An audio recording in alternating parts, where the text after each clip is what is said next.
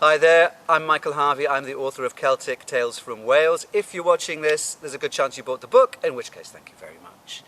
Now, you'll have noticed there's some Welsh in the book, and I've translated a little bit, but I haven't given a pronunciation guide because I don't think they ever work. So, this is your real-life pronunciation guide for those Welsh words.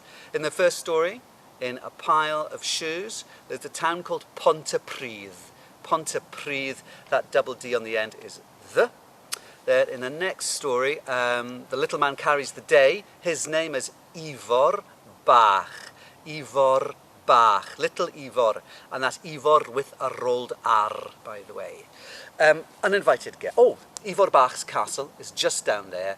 It's called Castell Coch. Castell Coch. That double L is the famous Welsh ll sound, which you make by sticking your tongue on the ridge of gum behind your front teeth, leaving it there as if you were going to go l, and then you just blow, like this. Easy. Yes, what were we doing? Yes, uninvited guests. Lots of fairies in that story. It's a story that happens on a farm called Pantanas, and the little folk have various names. Bendith y Mamau, the mother's blessing. Bendith y Mamau. Plant Rhys Dwfn, the children of Rhys the Deep, Plant Rhys Dwfn, and Tylwyth Teg. Tylwyth Teg, the fair family. Oh yes, one of the fairy people in that story, in fact two of them, say these words.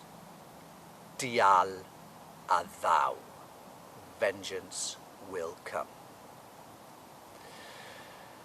New fruit from the apple tree. That's a story about the boy and the owl defeating the giant.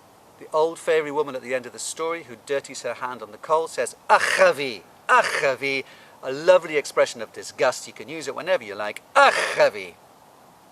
In Love and Loss, Gruffydd is the name of the young Welsh nobleman who falls in love with the beautiful French princess.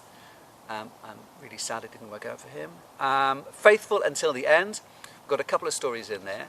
The first one, the prince is called Llywelyn, and his dog is called Gelert, and the place where the dog is buried is Bydd Gelert, the grave of Gelert. And at the end of that story, King Arthur, the great Welsh king, he defeats a giant, and stones are piled on top of the dead giant to create a mountain known in English as Snowdon, but in Welsh it's called Yr Wyddfa.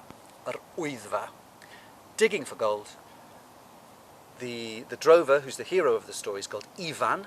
Ivan, in Welsh is pronounced v, Ivan. And the cave is in a place called Craig y Ddinas. In stealing gold, the monk who, as a small boy, went down to the fairy world is called Elidir. And in finding gold, the one with the monk and the mouse, the monk is called Cadog.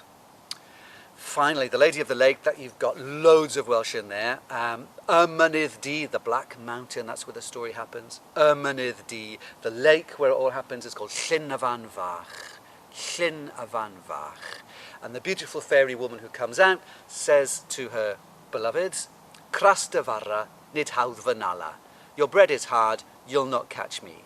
Cras dy farra, nid hawdd fy nala. And then she changed her mind, and she says, Llaeth dy farra, Tini fanna. Llaeth dy farra, tini fanna. Your bread is soggy, you won't get me. And when she calls the cattle into the lake, she says, Miwlfrech, moelfrech, miolfrech, gwenfrech, a pedar caitonfrech ar hen wynebwyn.